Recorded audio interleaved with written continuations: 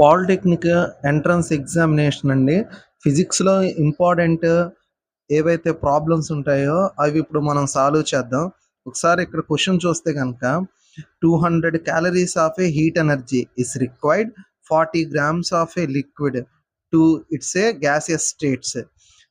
Then latent heat of a vaporization how much? ఇక్కడ question ఒకసారి explanation చేసుకుందాం అండి. 200 calories of a heat energy అనేది రిక్వైర్డ్ ఉందంట. దేనికి కావాల్సి వచ్చింది? 40 గ్రామ్స్ ఆఫ్ లిక్విడ్‌ని గ్యాసియస్ స్టేట్‌లోకి కన్వర్ట్ చేయటానికి 200 calories of heat energy required అయింది. అయితే what is the latent heat of a vaporisation?